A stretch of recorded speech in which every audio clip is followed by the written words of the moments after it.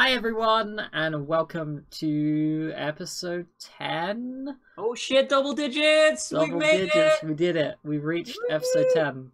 I'm Ashley. I'm of course joined by the lovely Distracted Elf. Every time. Every time. I can't get rid of her. And we're joined this time by OhKay, who is a heckin' cutie. Oh my god. I mean, it's true. Yeah. It's Okay, why don't you introduce yourself? So my name is Kaylee, or Kay, either one. Honestly, they're both the same at this point. But yeah, I am a trans female living in the United States, and I just recently came out like 3 weeks ago on Twitch. At least. Shit! So yeah, And I've been out for 3 weeks. And you're a heckin' streamer. That's also a thing. Heckin' streamer. So aren't we all? Those streamers, gosh dang it. I know. What do they even do? So. Cool. All right. I didn't realize it was so recent. I haven't done my homework on this one. I'm not gonna lie. Okay. I haven't done my homework. I didn't actually hide it anywhere else. Like I didn't hide it in your Discord or anywhere else. I just hid it in my Discord. Like it is only in your Discord? Really? Yeah, no, and there were so many people in there. Like, I would get messages after I'd say something on stream. I'd be like, oh, yeah, this or this. And they'd be like, you didn't actually mean that. So, it was always funny. I 100% believe that if I had wandered into your chat a week before you came out, I would have accidentally outed you. Yeah, no, definitely, 100%. I would be like, okay, whoop, sorry, my bad. I kept that secret for 10 months. That's a lot of months. It's pretty impressive. Yeah. Okay, so wait, were you streaming that whole time while you had it? Like, is that with the hormones? Yeah, yeah. I've been on hormones since May 31st, and the entire time I was able to keep it a secret somehow. I would get messages from Moz, like in my PMs, being like, "You need to change your shirt because that's really obvious." So it was interesting. All right, well, welcome to the wonderful world of being completely out. Then I guess. Oh yeah.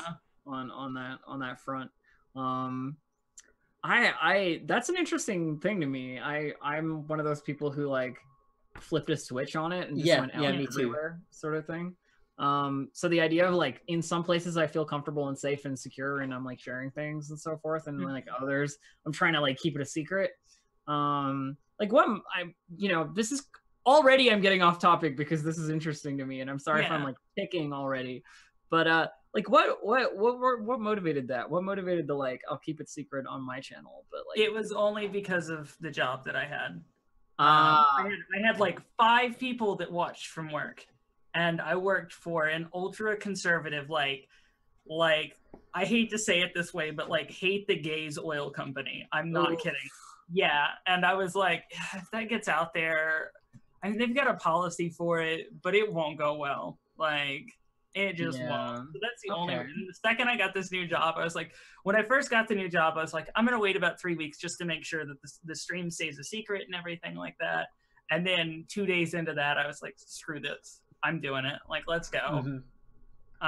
It was definitely, I decided to come out 24 hours before I hosted the big event. So... and then it came out to something like 100 people. That was fun. Yeah, I mean, I did decide to come out 24 hours before coming out. It's just that I didn't have 10 months of transition. I'm same. Like I did it before I started doing anything, right? Like it's one of those things where it was like, this is just how it is. Here we go, kind of thing. I really would have if it wasn't for the job. If it's like job motivated, I totally get that, and I was like, I don't want to lose my house. Stay safe, you know. Stay safe. Always the first thing. So, forking off of my complete tangent already that we've already tangented on, today's topic, so to speak, is in a strange land, and you're like, what does that mean? I'm sure you are, but let me explain. Me and Ash, we know stuff about Canada and England. and like the processes that one goes through in such places. And these are generally things that are known to us, but we often get questions about US stuff or other locational. There's this little country called America.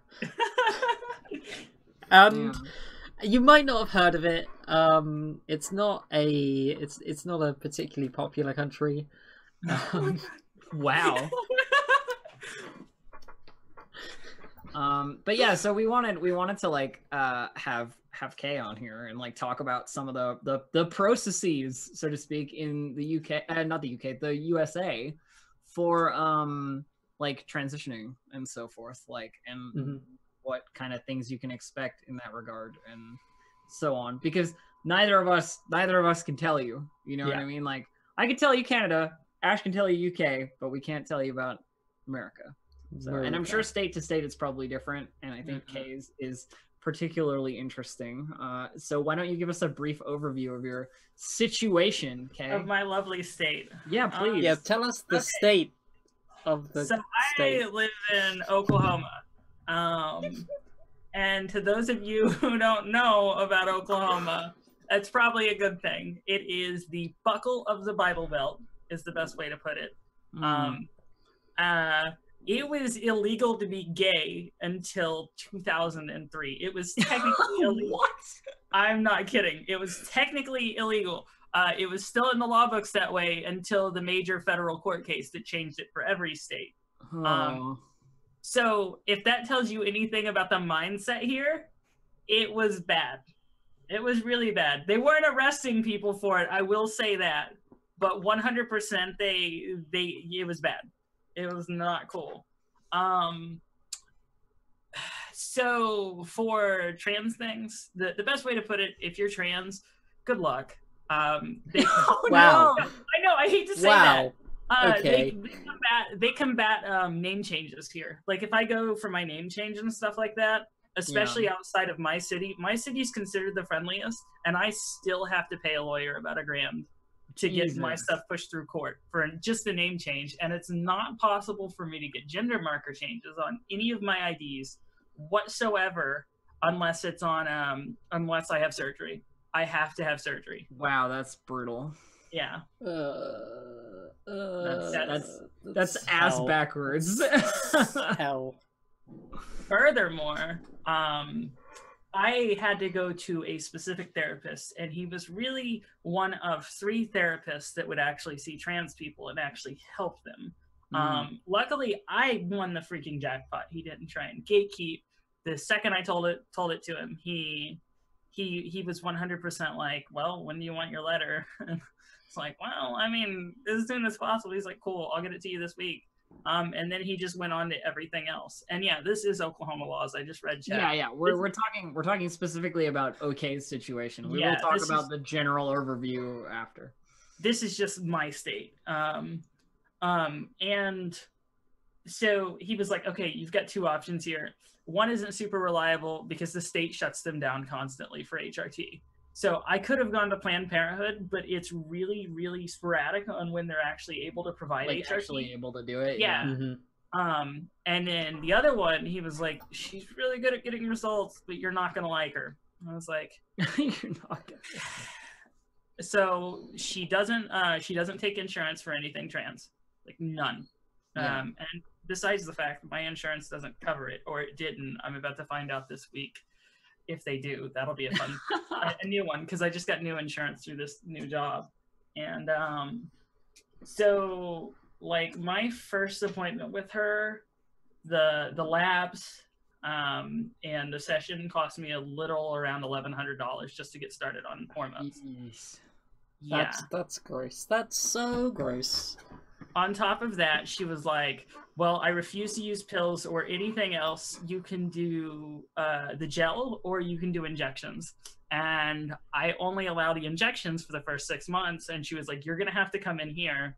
So every week, and it's $100 per week. And I'm like, how about you just write the prescription and I'll go to it. Like, luckily I was like, I'm not going to do this if I have to do that. Like, it's just not an option. Yeah. So luckily I talked her into at least writing a prescription for it. But literally my only option is injections. Mm-hmm. I So, can't do can I butt in and ask yeah. whether you're being affected by the because there's an injectable estrogen shortage in the US apparently. I'm not. But I go to a compounding pharmacy since my insurance doesn't pay for it. I mean, I'm gonna pay. It's like $150 a month, basically for the estrogen and needles. So I mean, that's about what I pay for my pills too. Yeah. Yeah. So. I've heard and seen a lot of stuff on Twitter and Reddit at the moment that there's a bunch of people who just their pharmacists are being like, oh no, we've run out because They there's really have. there's only like 3 manufacturers in the country that make it, which seems like bullshit. Yeah.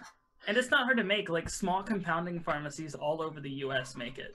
It's at the 3. I mean, it's not heavily profitable for them, I don't think.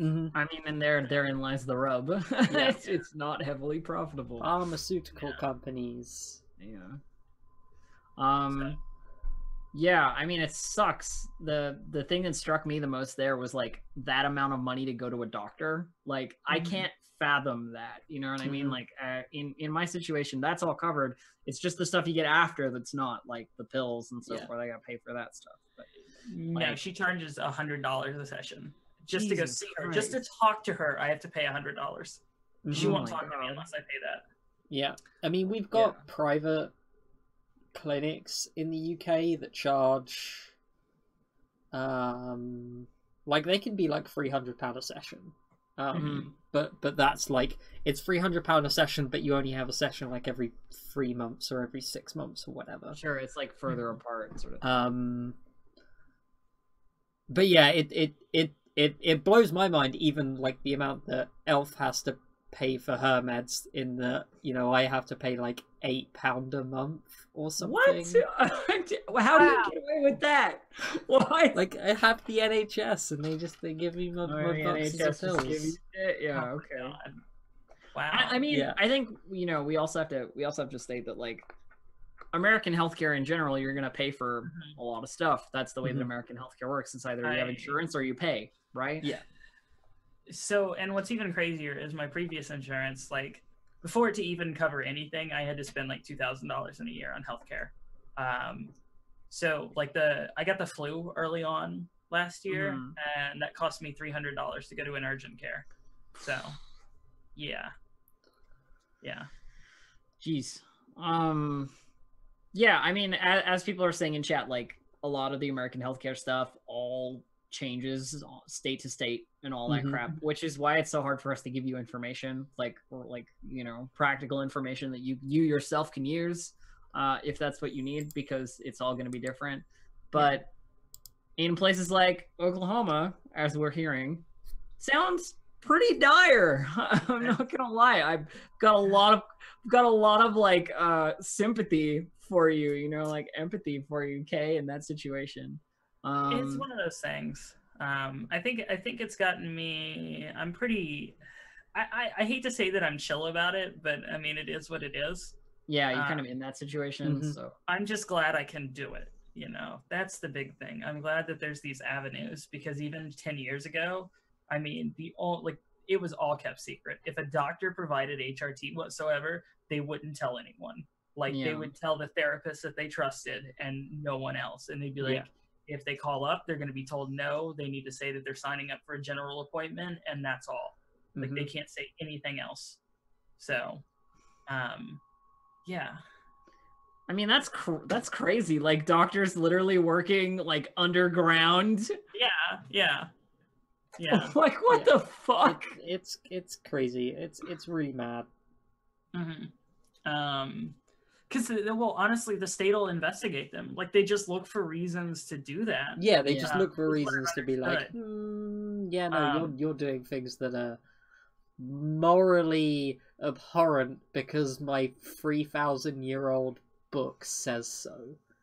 Yeah, and yeah, that's the worst part. I mean, and I would like to talk about more things that they try and restrict, but like, there's one thing that my therapist told me about. He was like, you can't don't tell anyone because this is like slipping in under the radar. Oh, really? It's about children in HRT and where they can go to get it. Like there's an organization here that provides it, but they were like, if they find out, the state will shut them down. Like 100%.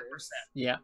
I didn't realize we were in like the Shadowrun cyberpunk future where, you know, like all the beneficial organizations are like hidden underground and shit. No, you got to realize, Elf, like we're heading down the road to like Terminator, except that Skynet isn't going to grow out of our nuclear launch programs and humanoid robots. It's just going to grow out of the phone book that Arnold Schwarzenegger used to find Sarah Connor. Okay. Because it's all good. It's all Facebook. Oh, yeah. I mean, that's okay. Yeah. Cool. We're and already there. I'm looking forward, by the way, in the last segment of this show to hearing what like people in other states have dealt with. Just so if you're in chat and you're going like, "Yo, but my state, aka whatever the fuck, is like way better or whatever," state. Right? Whatever like, yeah, exactly. I don't know American states. It's not my job. I don't care. They say like Washington and Seattle, you can walk up to the courthouse and be like, I'm trans, am girl, can I change this? And I think like a week later, you're fine, you know? Yeah. It's really easy in some states and it really sucks in others. So if it's in the South, odds are it sucks. Yeah. So. Yeah, I can believe it. Other US specific stuff. Here's a question, and you know, like as always, you don't have to like, you know, answer it if you don't want to, basically. But I'm like, what are your like plans? Do you have like a forecast of like, this is the money I need to put aside, these are the things I need to do, and this is where I need to go? Or I mean, I'm always I won't lie, I am in a lot better place than most trans women in Oklahoma. I'm in a lot better place than most people in Oklahoma. I kind of worked hard for that. I went to school, I got a bachelor's degree in computer science and management information systems, got good jobs after that, doing development, and that's kind of how I'm getting through things. If I didn't have that, I'd be screwed. I'd be screwed in every sense of the word. So I got lucky in that aspect. As far as my plans, I mean, keep taking estrogen and get out of the state as soon as I can. That's sounds like a good plan. I mean, yeah, my plan is to try and get to Seattle or California. I mean, I would aim for anywhere else, honestly, as long as it's kind of northern and they won't restrict me from changing my license. Because I can deal with the jerks. Like growing up where I am, I was always that little gay kid. You know, so that was fine. I've gotten used to putting up with the crap. That's not a big deal. Everything else, it's rough. Okay, I'm gonna interrupt you because I'm dropping a shit ton of frames.